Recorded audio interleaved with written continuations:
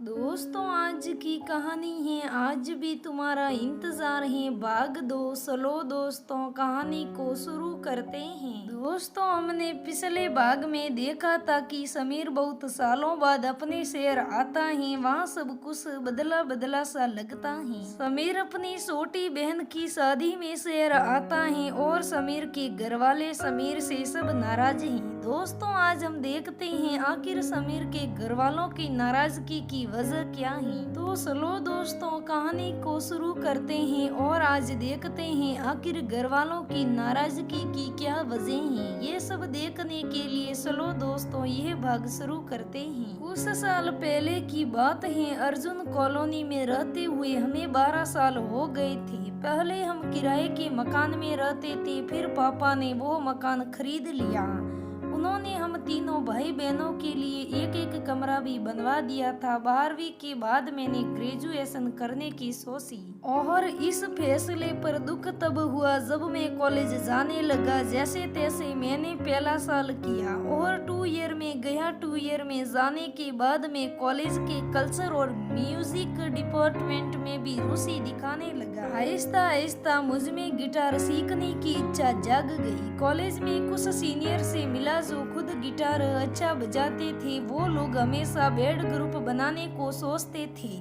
मैं जितना उनके साथ रहने लगा उतना ही गिटार सीखने का अब जुनून सवार होता गया। पापा से घर पर बात की, जमकर डांट पड़ी। माँ ने थोड़ा ना नुकर करने के बाद सपोर्ट किया। बड़ी दीदी को मैंने बहुत मनाया और आखिरकार उन्होंने पापा से बात की और गिटार के लिए उन्हें मना लिया। ऐसा है, ये गिटार विस्तार से कुछ नहीं होने वाला। पढ़ाई पर पूरा ध्यान दो और किसी सरकारी नौकरी के लिए आवेदन दो। पापा ने समझाते हुए कहा। पापा, मैं पढ़ाई पर भी पूरा ध्यान दूंगा, मैंने आचार्य सन देते हुए कहा।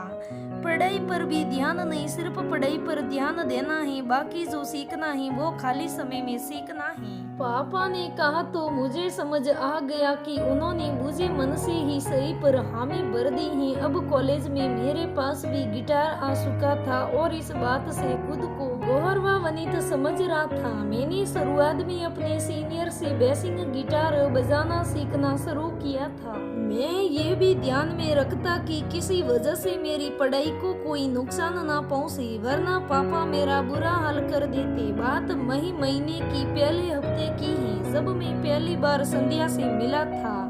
वो हमारे ही मोहल्ले में रहने आई थी। उसके पापा और मेरे पापा की अच्छी जान पहचान थी। पापा ने ही उन लोगों को इस मोहल्ले में मकान दिलाने में मदद की थी। मैं 2 ईयर का आखिरी पेपर देकर घर लौटा तो दीदी के साथ हल्के नीले रंग की सूट, पाव में चप्पल और एक छोटी बांधे एक लड़की को देखा। वो दोनों आपस में बातें करने में मशगूल थी। समीर, इधर आना, दीदी ने मुझे देखते हुए कहा। क्या हुआ? मैं पाव पटकता हुआ उसके पास पहुंचा। पेपर कैसा गया? उन्होंने पूछा। बहुत मस्त, मैंने जवाब दिया। आखिरी पेपर था ना? हाँ कहकर मैं वापस जाने लगा। कहाँ जा रहे हो? रुको तो, हाँ बोलो। ऐसे सिड़कर क्यों बोल रहा है? भूख लगी है, कुछ खाने जा रहा हूँ, मैंने अपना पेट पकड़कर कहा। अच्छा 1 मिनट, इससे मिलो, ये है संध्या, हमारे ही मोहल्ले में रहने आई है। संध्या, ये है मेरा छोटा भाई समीर। दीदी ने हम दोनों का परिचय कराते हुए कहा।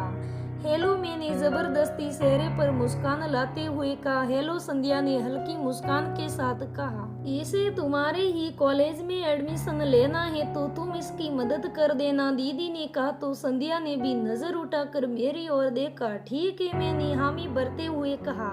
जाओ अब खाना खा लो, दीदी ने कहा। मैं अपने कमरे में भागा, बैग रखा और खाना खाने के बाद कुछ देर के लिए सो गया। संध्या हमारे घर से कब गई मुझे पता ही नहीं चला। पेपर खत्म होने की खुशी में मैं काफी दिनों के बाद चैन की नींद सो रहा था।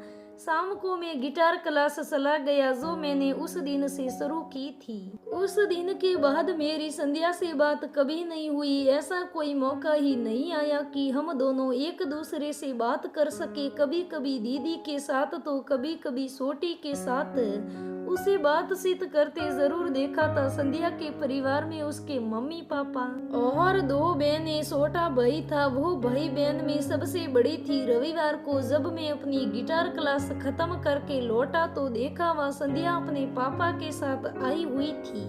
मैंने अंकल को नमस्ते किया और अपने कमरे में जाने लगा। समीर बेटा यहाँ आओ, थोड़ी देर बैठो हमारे साथ, पापा ने मुझे रोकते हुए कहा। मैं इन लोगों के साथ बैठना तो नहीं चाहता था क्योंकि उनकी बातें वही पढ़ाई और करियर पर आकर रुक जाती थी।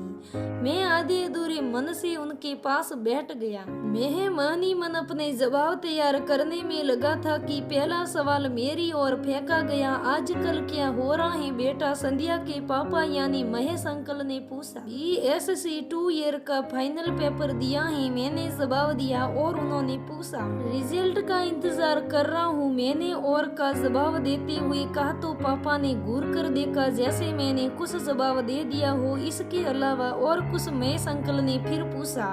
मुझे समझ नहीं आ रहा था वो मुझसे इतने सवाल क्यों कर रहे हैं। पापा का रोज रोज एक ही बात करना और अंकल का सवाल पूछना, दोनों में कुछ खास अंतर नहीं था। हाँ, बस तरीका अलग था कि सरकारी नौकरी की तैयारी भी कर रहा है ना, साथ में मैं गिटार के बारे में कुछ बताता। उससे पहले पापा ने मुझे रोकते हुए कहा, अच्छी बात है, आजकल कंपटीशन कितना बढ़ गया है। महेश अंकल ने चाय का कप उठाते हुए कहा। दीदी चाय और पकौड़ा ले आई थी।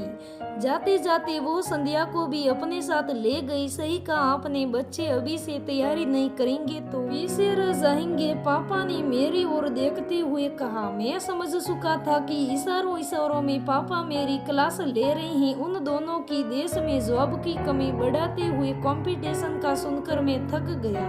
मैं फ्रेश होकर आता हूँ, दोनों मिलकर कुछ और पूछते। मैं उनके बीच से उठ खड़ा हुआ और अंकल को नमस्ते करता हुआ कमरे में जा पहुंचा। फ्रेश होकर मैं छत पर पहुंच गया। तुम यहाँ क्या कर रहे हो? मेरे पीछे दीदी भी छत पर आ गई संध्या के साथ। ताजी हवा खा रहा हूँ, मैंने कहा। नीचे पापा के साथ जाओ, बैठो, मैं नहीं जा रहा हूँ। नीचे मैंने चिढ़ते हुए कहा। क्यों? अरे वो लोग बस एक ही बात करते रहते हैं और मुझे फिलहाल कोई दिलचस्पी नहीं है उनकी बातों में। सही तो कहते हैं वो लोग, दीदी ने कहा। दीदी अब तुम शुरू मत हो जाना, मैंने हाथ जोड़ते हुए कहा। अच्छा छोड़ो उस बात को, ये बताओ एडमिशन कब से शुरू हो रहे हैं? संध्या के कॉलेज एडमिशन के बारे में याद दिलाते हुए दीदी ने पूछा। अगले हफ्ते से, मैंने जवाब दिया। तो तुम साथ चले जाना। मैं क्यों चले जाना? ना तुम साथ साथ रहोगे तो थोड़ी मदद हो जाएगी। मेरी मदद की जरूरत ही नहीं पड़ेगी, बस फॉर्म भरना है, डॉक्यूमेंट ले जाने हैं। मैं अपनी छुट्टियों का पूरा फायदा उठाना चाहता था। जो भी मौका मिला था उसे मैं गिटार सिखाने में लगा देना चाहता था क्योंकि मुझे पता था 3 ईयर शुरू होने के बाद मुझ पर पढ़ाई और तुरंत नौकरी का बोझ बढ़ने वाला था। चल लीजिए ना, आप रहेंगे तो हमें मदद मिल जाएगी, ज्यादा परेशानी नहीं होगी। Please please. संध्या के उस प्लीज बोलने के तरीके ने मुझे हाँ कहने पर मजबूर कर दिया। ठीक है, मैंने हामी भरते हुए कहा। दीदी ने मुझे घूर कर देखा। मैं कह रही थी भाव खा रहा था। दीदी ने चुपके से मेरे कान में कहा। मैंने कुछ नहीं कहा और छत के दूसरी तरफ जाकर खड़ा हो गया। वहीं दूर खड़े होकर मैं संध्या को उसकी नजर बसाकर देखने लगा। वो पहला मौका था जब मैंने संध्या को इतने ध्यान से देखा था। उसके चेहरे की मासूमियत उसकी मुस्कुराहट से और ज्यादा बढ़ जाती थी। अगले हफ्ते में संध्या और महेश अंकल कॉलेज गए। एडमिशन का काम उम्मीद से जल्दी ही निपट गया। कॉलेज में मेरी इतनी पहचान तो थी कि कोई काम करने से मना नहीं करता था। कॉलेज स्टाफ से भी मेरी अच्छी खासी पहचान थी। संध्या ने BA में दाखिला लिया था। थैंक यू बेटा, तुम्हारी वजह से यहाँ मैं जल्दी ही फ्री हो गया। महेश अंकल ने मेरा धन्यवाद करते हुए कहा। ओके अंकल, मुझे ये फर्ज अदा करने जैसे डायलॉग आते ही नहीं थे तो मुझे कुछ नहीं सूझा और ओके कह दिया। एक काम और कर दोगे? उन्होंने कहा हाँ बोलिए ना। मदद के नाम पर मुझसे कुछ ज्यादा काम कराने की फिराक में थे। मैंने मन ही मन सोचा मुझे अभी यहीं से ऑफिस जाना होगा, क्या तुम संध्या को घर तक छोड़ दोगे? जी मैं भी घर की तरफ ही जा रहा हूँ तो छोड़ दूंगा। मैं उस वक्त मना कर सकता था पर न जाने क्यों मैंने झट से हामी भर दी। अंकल ने संध्या से कुछ बातें की और फिर वो अपने ऑफिस की तरफ चले गए। मैंने संध्या की तरफ देखा, उसने मेरी ओर देखा। चले मैंने इशारों में पूछा और उसने भी सर हिलाकर हाँ कह दिया। मैंने कॉलेज से बाहर निकलकर ऑटो किया और घर की ओर बढ़ चला। संध्या ऑटो के किनारे की तरफ बैठी थी और मैं बाहर की तरफ होकर उसके इतने करीब बैठकर मेरे दिल में अजीब सी बेचैनी हो रही थी। हमारी पहली ऑटो यात्रा हमें कितना करीब और लाने वाली थी ये ना संध्या को पता था ना ही मुझे। दोस्तों आज के लिए बस इतना ही, फिर मिलते हैं अगले भाग में, तब तक बने रहे हमारे साथ। ये भाग कैसा लगा कमेंट करके जरूर बताना और जल्दी से जल्दी अगला भाग देखने के लिए कमेंट में जरूर बताना। अगर हमारी कहानी अच्छी लगे तो लाइक करना, शेयर करना, हमारे चैनल को सब्सक्राइब करना। धन्यवाद दोस्तों, फिर मिलते हैं ऐसे ही एक और नए वीडियो के साथ, तब तक बने रहे हमारे साथ।